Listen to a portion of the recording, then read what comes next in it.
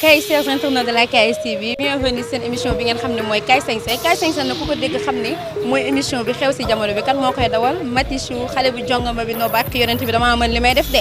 noo xool da ngeen di dox tuuti ndànk nag ndax ñëwati naa fu bees tàq fan laa ñëw Nouvelle Style fi nga xam ne mooy jaay yu baax yi yu rafet yi yu am ci glam yeeg yu yàqu yi no gis ngeen xale jigéen yi ngeen fi gis sànq kon Nouvelle Style moom la xale jigéen ñëpp di wër parce que ñooy joxe yu baax yi ku ko bëgg rek ñëwal fii ci Liberté 6 côté Camp Pénal wala nga ni Maxi Foot rek foofu wàcc maay dawal émission bi sama caméraman ni topp leen ma ndànk ñu dugg ci biir foofu wàcc comme ni ngeen ko waxee woon ci biti rek ñoo ngi nii ci biir boutique fi nga xam ne mooy Nouvelle Style du boutique bi yaañu bi nga xam ne ñu fekk si fi nga xam ne mooy Momo Rassoul xam naa dañuy dugg rek laaj ko ni mu toogee borom Nouvelle Style dañ koy bàyyi mu nuyu rek Momo ci loolu.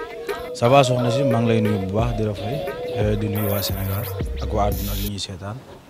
tey nag waa KS TV ñoo la seet si lan ngay wax ci loolu. di ci am kontante bu baax a baax vraiment di kontaan ci yéen parce que ay borom baax ngeen wax dëgg yàlla. mais ñu fekk la ci sa activité tey boutique bi nu mu mel ak ful bi et tout lan ngay wax ci loolu. kooku dañuy sant suñu borom rek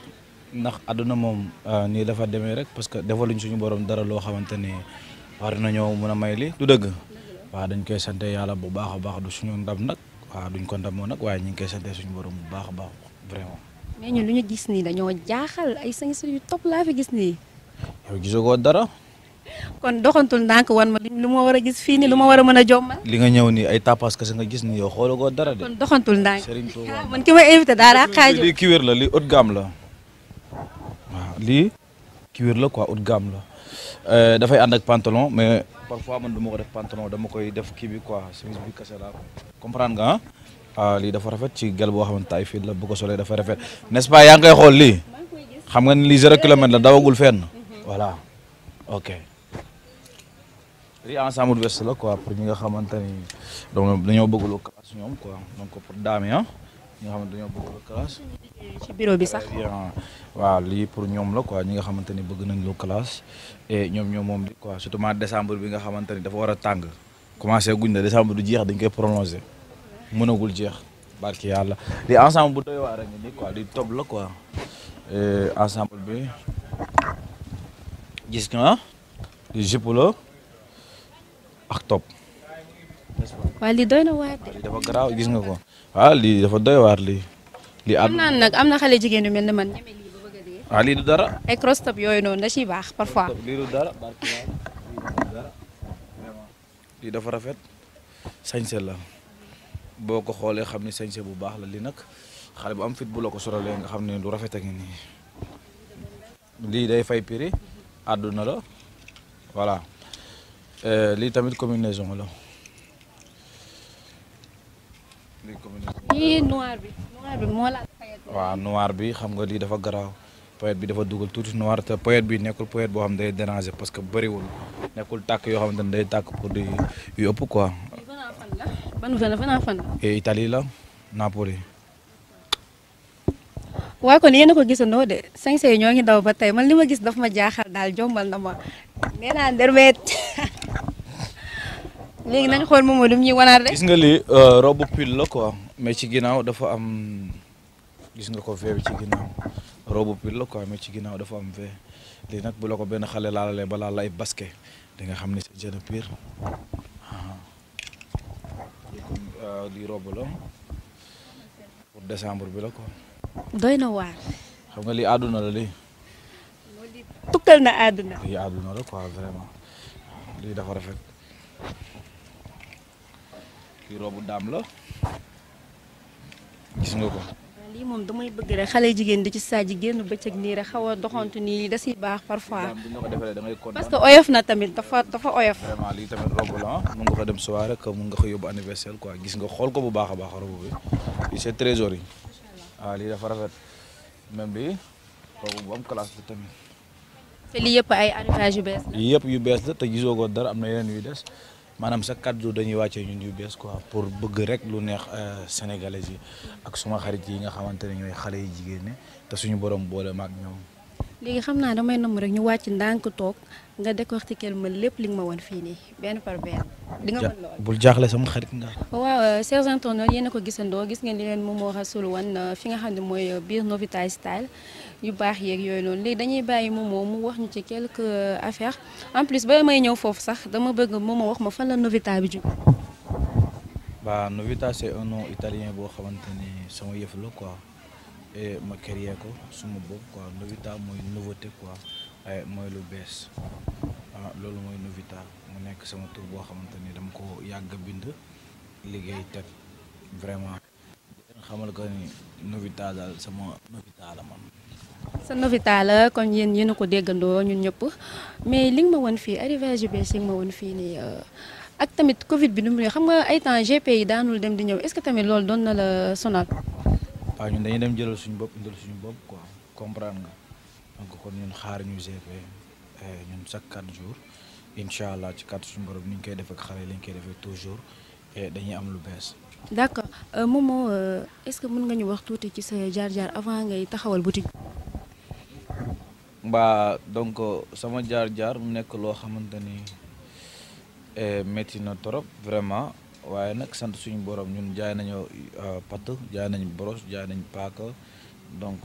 jaay nañ ataaya jaay nañ jaasi jaay nañ lépp voilà dugg nañ fu nekk et jaay nañ lu nekk di wax dara rek xëyut sotti donc nekk nañ ci ba tey di taqale di juga ko daanu ba tey suñu borom def ñu am li nga xamante ni moom lañ moomul suñu bopp et nit di jóge fu ne ci àdduna di ñëw ba fii ñu koy sante suñu borom bu baax baax vraiment di wax nag dafa am loo xamante ni dafa am solo ci jeunes yi muy góor muy jigéen et ñu fonk wayjur yi defaraat taxawaay bi ak suñuy wayjur ci ñu nekkin ak ñoom ndax wayjur mooy gàllaaju doom lu am solo laa lay wax ni de message boo xam dama koy lancé jeunes yi ak sama mbokk yi donc ku ci nekk boo fonkee sa yaay loo am bokk ak moom parce que Ahmadul Khadim ca kaw rek nga jëm parce que yaay dafa foor yaay mooy lépp ci àdduna man bëgg sama yaay moo waral lu bari ci man képp ku ma xam ni dama bëgg sama yaay lool vraiment te yaay mooy lépp ci àdduna di wax daal nañ fonkaat wajur yi bu baax a baax vraiment. waaw ngeen gis ni message bu mu lancé rek ci jeunes yi nga xam ne mooy la jeunesse d'aujourd'hui tey gis ngeen rek moom li mu wax am na solo trop fii moom ñëpp a bëgg seen yaay man mii toog sax dama bëgg sama yaay ba gëmeewu ma ko moomoo lépp li ñuy wax rek comme li ñu naan tout début est difficile. c'est vrai que wax nga ni jaay nga ataaya jaay nga li ça veut dire que sa commencement métti woon na trop te loolu moom macha allah moo waral tey lii nii te nee nañ peccum liir bu neexee nday jaatee ci mbagg yi mais bi boutique bi mii ban année la boutique bi ubbi. ba Novita bi yàggul quoi mais yëre yi yàgg nañ ci donc yëre yi yàgg nañ ci maa ngi nekkoon Petersen jóge foo dem Sandaga après dem ci foire yi ci dëkk bi ngay ci région yëpp dem naa fa jaay ay foire comprendre nga bi may mujjee maa ngi xool je pense que maa ngi mujjee foire si bi xotaan foofu laa mujjee dem quoi boutique bi booy xool ay 3 ans lay am yàggagul mais nag ñi ngi sant suñu borom bu baax a baax parce que yàlla mu ngi ñuy dimbali vraiment. dama dégg sànq say biir wax nga ni yow yaay demal sa bopp di jëli say bagage te xam nañ voyage di dem di ñëw xam nga parfois mënoon nga am koo xam ne sax moo lay demal di la ñëw wala nga am ku la fa nekkal di la envoyé ay bagage mais pourquoi nga taamu demal sa bopp di ñëwal. waaw mais ku ne xam na ni moom ki mën a dem moom mooy dem rek bëgg a dem tamit taxut a mën a dem mais bu la yàlla dogalee nga mën a dem moom nga dem li nga bëgg yaa ko gën a mën a xamal sa bopp nga tànnal sa bopp say bagage indil ko fii boo ñëwee xale yi bëgg ko te di yow dugg nga fi gis nga xale yi. gis naa jeex na waaw moom kay toujours nii rek lay demee macha allah wax dëgg yàlla. léegi ku bëgg a ñëw si boutique bi nu muy def. donc Novita nag mi ngi nekk de voie Liberté 6 camp pénal prison des femmes à côté de Maxi Foot quoi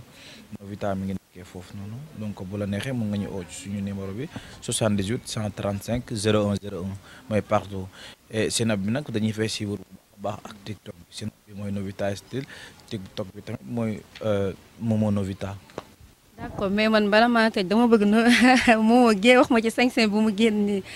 tojal ma sañse bi parce que loolu laay wër instant bi na Momo man li ma gis nii daf ma jaaxal sañse nga macha allah li nga sañse nii nga ñu teeroon daf ma neex. yaa ngi wax li ma min nag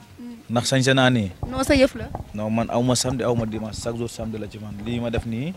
dama ko tapas nii rek. non dama tapas nii rek xool rek mu wadd rek ma boole ko ci nii. kon boo dëggalee moom Sénégal maa du yëngu. non bu ma dëggalee fii day xar bàyyi ñu jàpp ko fii rek wax dëgg yàlla ndax sañse moom suñu yëfa sax ak civilisé vraiment ñun Baye Fall yi moom mooy loolu yaa ma gën a xam. sa client yi nga xam ne macha allah ñoo ngi ñëw et tout lan nga leen di wax yan moo ngi leen di sànni. nii sama client yi rawatina ñoom vraiment du ma def lu di leen gërëm de sant leen bu baax a baax di leen gërëm di leen wax ne bëgg naa leen parce que feccum liir bu neexee donc yaay jàpp ca mbagg ya donc kon xale yi ñoo jàpp samay mbagg donc di ñaanal xale yi jigéen yi di leen wax yàlla na leen yàlla may wér ak wér gi yaram gudd fan ak wér gi yaram donc ku ci nekk nag boo amul liggéey yàlla na suñu borom may liggéey boo amul borom kër yàlla na yàlla def nga am borom kër soo ko bëggee ci barke Cheikhul Khadim di leen wax bëgg naa leen trop dama bëgg jigéen ñi.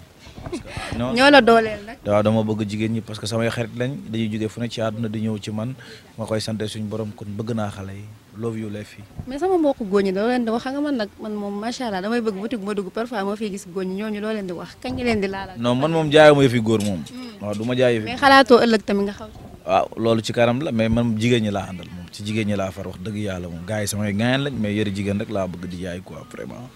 waaw sama téléspectateurs yi yéen a ko déggandoo moom mooy xaritu jigéen ñi macha allah jigéen ñee ko dooleel comme ni mu ko waxee rek sañse yëppam la nee na moom amul samedi amul dimanche heure bu xëyee rek sañse la ci moom te ni mu def nii rek da koy wane donc Momo dañ lay wax rek nga wax sa dernier mot. ba di kontaan ci yéen donc di gërëm di kontaan ci KFTV di gërëm sama ñaari gars yi Baye Fall yi ñi nga xamante ne ñoo jàpp ci affaire yëpp mu nice di ñaan ci réew bi jàmm ñaan yàlla na yàlla dàq feebar bi mu dem ak jàmm ci barki Cheikhul Khadim donc ñi nekk ci hôpital yàlla fëgg seen bopp ñu jóg ak jàmm ñu ne ci ñi caabi féete ginnaaw yàlla dimbali leen ñu génn ci barki Serigne Saliou Mbacké ku ci nekk nag li nga bëgg yaa xam yàlla na ko suñu borom dafa ci barki Ahmadul Khadim di ñaan ñëpp di gërëm ñëpp nag di sant ñëpp voilà. waaw kon ñoo ko déggandoo sama mbokku jigéen ñi fii nag moom Novita Style dama leen di wax yéen ñëpp ngeen ñëw parce que gis ngeen li ngeen gis ci boutique bi macha allah sañse yeeg lépp ku bëgg lu baax daal da ngay ñëw fii Novita Style donc dama leen di wax rek ngeen doxantu ndànk ñëw fii nga xam ne mooy Novita Style yu baax yeeg yu nice yeeg yëpp fii la am man moom li ma gis moom daf maa jombal donc doxantu leen ngeen ñëw fii nii dégg ngeen adresse bi dégg ngeen numéro bi kon ñëw leen rek ngeen sànnee ko fi fa laa def lu leen saf gis naa fi xale jigéen yu baax macha allah ñi ma gis moom xam naa ne sañse la ñu wër kon ku bëgg sañse rek ñëw leen fii ndakate ruq bu baax bi fii la de ñii nëbbatu di solu ngeen leen di laaj ñu naan xaw ma dañ ma ko may fii la ñuy ñëw di ko fi defee donc doxantu leen fii donc à la prochaine laa leen di wax ci yeneen yu bees ak Mati.